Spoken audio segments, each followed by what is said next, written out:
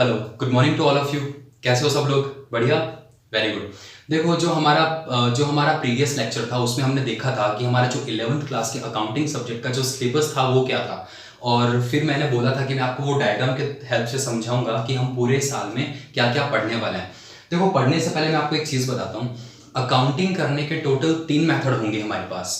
एक होगा single entry system, एक होगा डबल एंट्री सिस्टम और तीसरा होगा इंडियन अकाउंटिंग सिस्टम। ये इंडियन अकाउंटिंग सिस्टम वही है जो आपने सुना होगा, महाजनी बही खाता।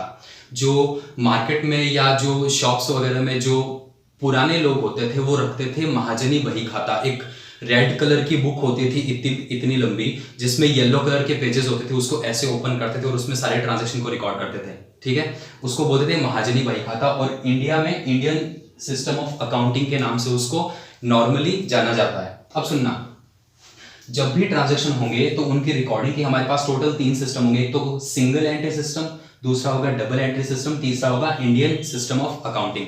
ये जो सिंगल एंट्री सिस्टम है ना, सिंगल एंट्री सिस्टम, इसमें क्या होता है, नॉर्मली जो बिजनेस के ओनर होते हैं या फिर जो शॉप्स पे होते हैं वो क्या करते हैं, जो अपने पर्सनल अकाउंट्स को ही मेंटेन करके चलते हैं। पर्सनल अकाउंट मींस क्या होता है? पर्सनल अकाउंट मींस होता है जिनके साथ हमारे बिजनेस का ट्रांजैक्शन हो रहा है ना, उनके केवल पर्सनल अकाउंट को ही ओपन करते थे। जैसे मान लो राम, श्याम, मोहन, सोहन, इनको हमने गुड्स बेचा या गुड्स इनसे परचेज किया तो केवल उनके अकाउंट ही मेंटेन किए जाते थे। इसके अलावा कोई और एक्स्ट्रा अकाउंट्स मेंटेन नहीं किए जाते थे। हाँ, एक कैश बुक और जरूर मेंटेन करते हैं शॉप्स पे।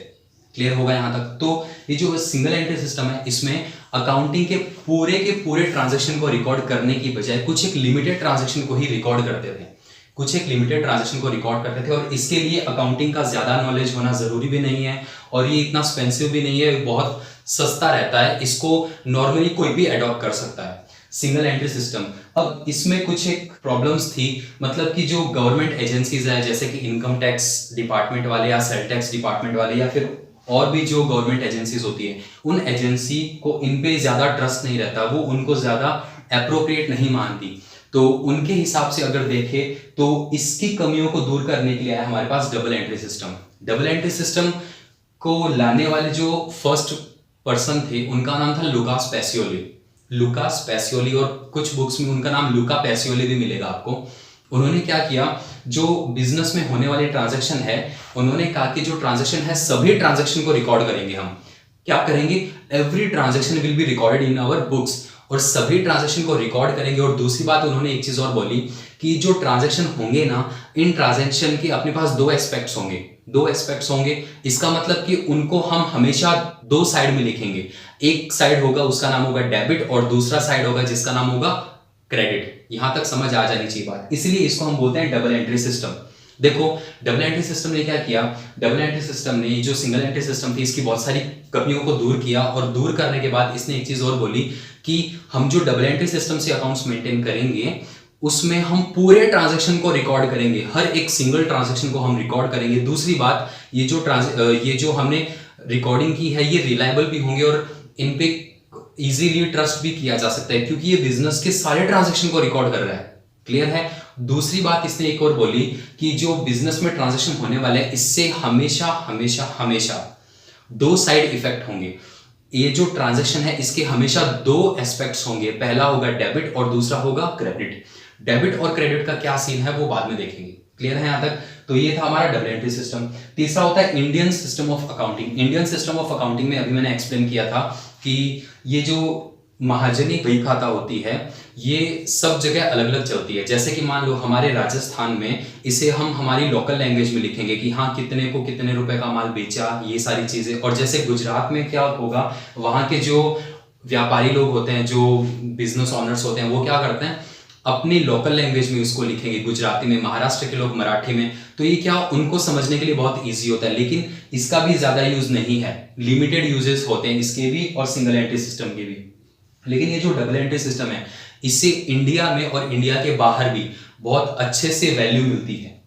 क्लियर होगा यहां तक ये बात? ओके। अब देखो, तो हम जो अकाउंटिंग सीखने वाले हैं, हम पूरी की पूरी डबल एंट्री अकाउंटिंग सीखने वाले हैं, डबल एंट्री सिस्टम की अकाउंटिंग सीखने वाले हैं। यहां तक समझ आ जाना चाहिए। नेक्स्ट बात करते हैं। अब सुनना, जब भी हम चाहे हम सिंगल एंट्री सिस्टम से रिकॉर्ड करें, चाहे डबल एंट्री सिस्टम से रिकॉर्ड करें, चाहे इंडियन सिस्टम ऑफ अकाउंटिंग से रिकॉर्ड करें, रिकॉर्ड करने के लिए सबसे पहले हमारे पास कुछ ना कुछ इकोनॉमिक इवेंट या ट्रांजैक्शन होना जरूरी है। क्योंकि वो होगा उसके बाद ही तो हम उसको बुक्स में रिकॉर्ड करेंगे। बिल्कुल सही सर, बात तो बिल्कुल सही है आपकी।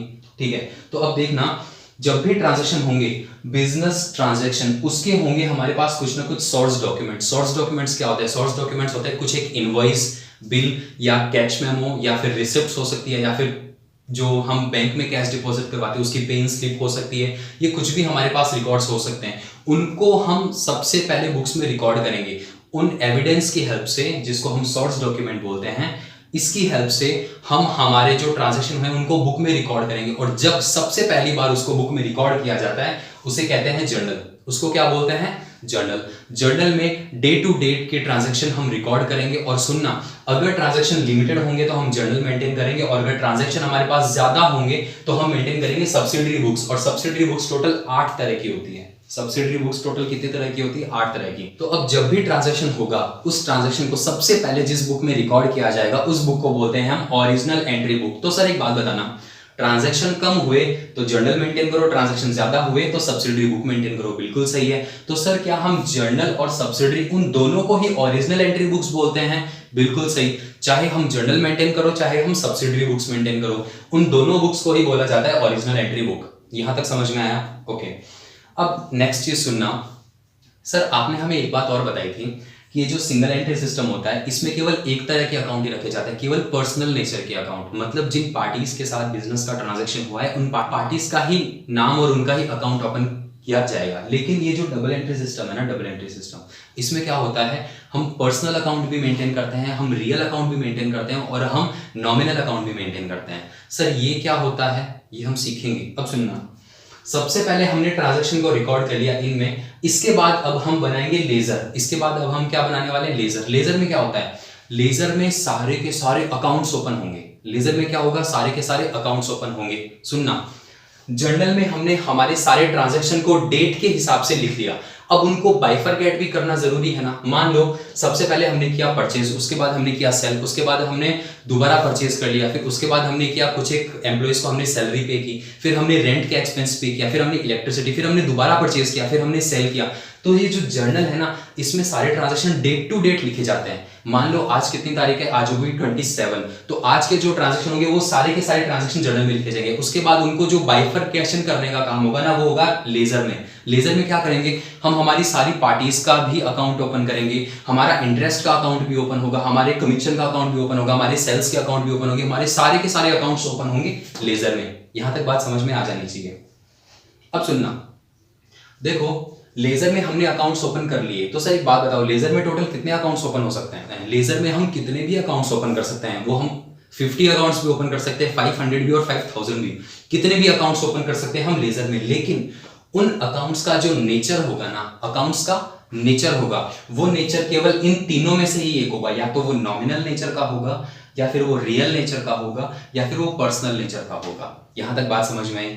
अब सुनना, मतलब कि उनका नेचर तो होगा केवल इन तीनों में से एक, लेकिन वो अकाउंट कितने भी हो सकते हैं, 500 भी 5000 भी।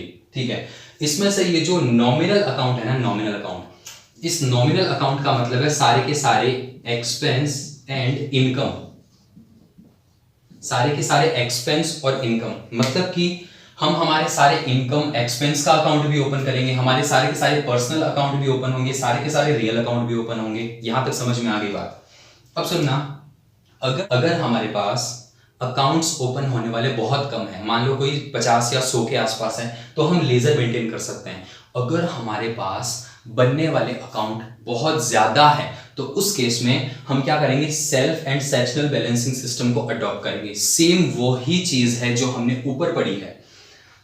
ट्रांजैक्शन लिमिटेड तो जर्नल, और ट्रांजैक्शन ज्यादा तो सब्सिडरी बुक्स। यहाँ पे अकाउंट्स लिमिटेड तो लेजर, और अगर अकाउंट्स ज्यादा है तो हम जाएंगे self and sectional balancing system की तरफ। लेकिन ये जो self and sectional balancing system है ये हमारे सिलेबस का हिस्सा नहीं है, तो हम इसे अभी नहीं पढ़ने वाले। क्लियर है यहाँ तक? ओके, तो अब क्या होगा? हमने लेजर में अकाउंट ओपन कर लिए सारे, लेजर में हमने सारे के सारे अकाउंट्स ओपन कर लिए। उसके बाद में इसके जो नेक्स्ट स्टेप आता है वो आता है ट्रायल बैलेंस का। इसका जो नेक्स्ट स्टेप आता है वो होता है ट्रायल बैलेंस का। सुनना, ये जो हम अकाउंटिंग प्रोसेस पूरी सीखने वाले हैं ये पूरा का पूरा डबल एंट्री सिस्टम से चलता है। किससे चलता है? डबल एंट्री सिस्टम से चलता है। ये सारी चीजें डबल एंट्री सिस्टम का पार्ट है एक्सेप्ट ट्रायल बैलेंस।